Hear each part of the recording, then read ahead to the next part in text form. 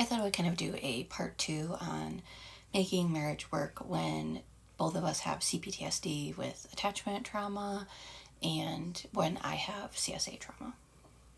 I really think if I tried to sum up how we managed to cope prior to starting therapy a few years ago, a lot of it comes down to we trust each other to give each other the benefit of the doubt, even when we didn't really understand each other's emotional reactions to things. We both were willing to do our best to accommodate each other's emotional needs, even if we didn't fully understand them.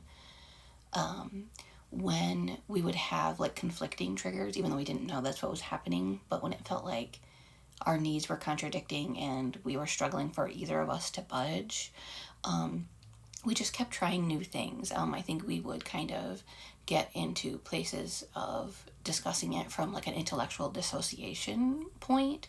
So we would try to find really practical solutions to things, which was well intended, but a lot of times that wouldn't fully pan out in reality, and it was because we weren't fully aware of how much emotional content and traumatic content was actually causing this issue. But we loved each other and we knew each other meant well, and so we just kind of were confused and kept trying. Now that we've both been in therapy for a few years, we do things differently. Another big switch is we used to always try to be aware of each other's mental states and check in with each other if something was wrong, but we weren't talking about our feelings every single day. We weren't talking about our triggers all the time, things like that, which is what we've done the last few years. We are both very hyperfixated on healing and have been for a long time, so I don't know how much of this will persist long term. But I do think some of it will. I think it's beneficial to talk about feelings every day, which is something that we hadn't done previously. Neither of us grew up with praise or validation being normalized, and so we both actually kind of felt an aversion to them. We both kind of saw them as kind of condescending or babyish or something like that. And so we had not done that prior to starting healing journeys, and we try to validate each other a lot now. We praise each other a lot now. It was a process to get to where we felt we could do that.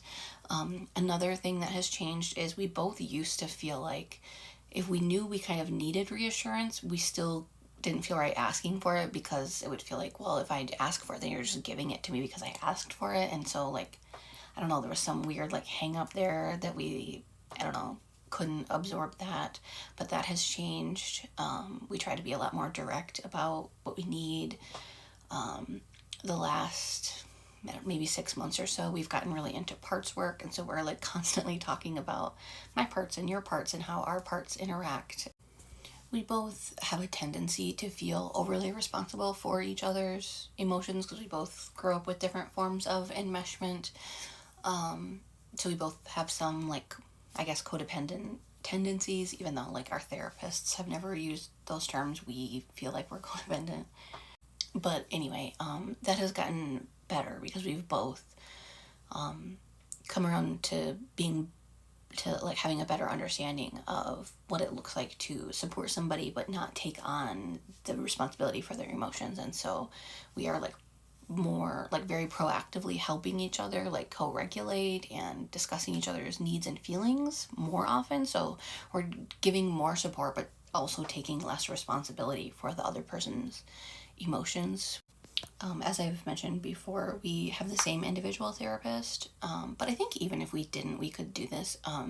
We have signed information releases, both of us have, on our therapy accounts for each other, and that makes it possible for us to have our partner sit in on our individual therapy sessions if we ever feel we need support.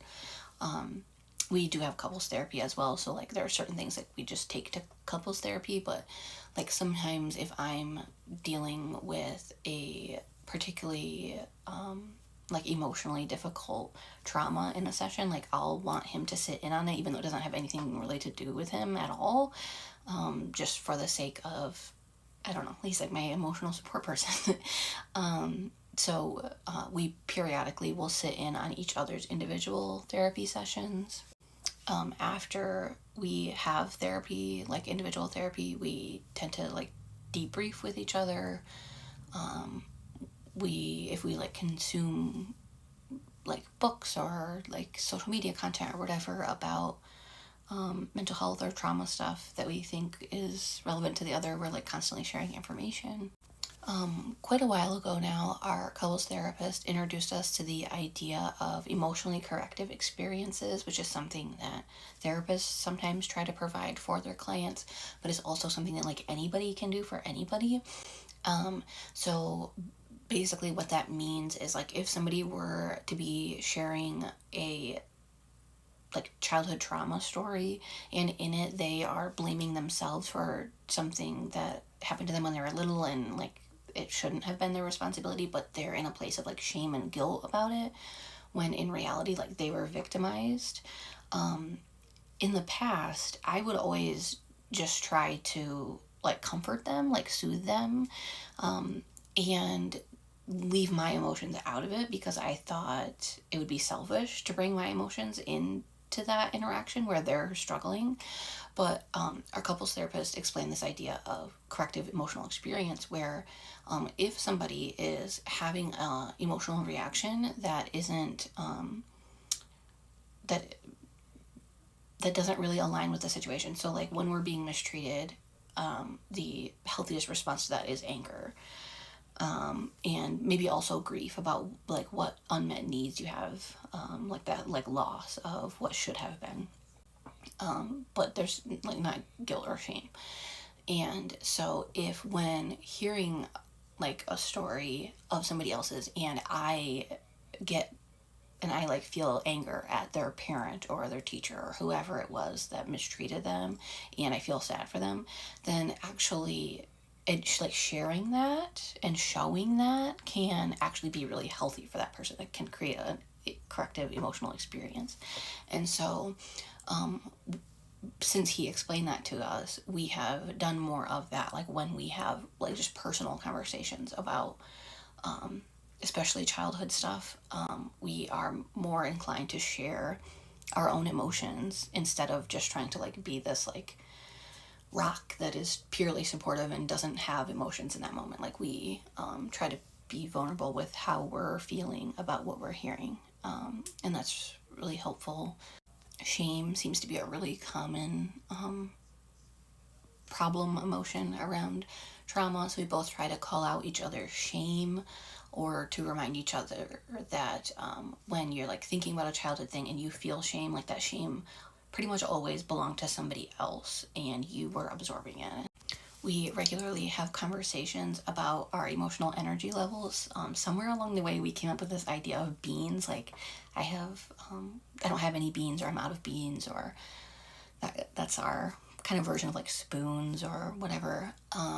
And so we talk about that regularly and try to like help support each other with like, because there are things you can do that just spend beans, and then there are things you can do to like generate beans, things that like you're passionate about, that are like creative, that are like restorative rather than just like shutting down type relaxing, but like truly re-energizing yourself through like nature and other like hobbies and things like that. So we try to encourage each other to take care of themselves in those ways, and sometimes like do those things together, like we go to the park together or whatever, if we both are in a place where we could benefit from restoring some beans. Another change for us since doing therapy is we try to come to each other with our struggles, even if the other person is pretty like worn out and tired too. We used to try to avoid doing that. We used to try to like, I'll hold on to my stuff if he's struggling and vice versa. But we've come to realize that that actually isn't beneficial, even though that like seems like a selfless thing to do. That always kind of backfires. So it's better to just be authentic and to stay really connected. We don't let time pass. We deal with everything as it comes up.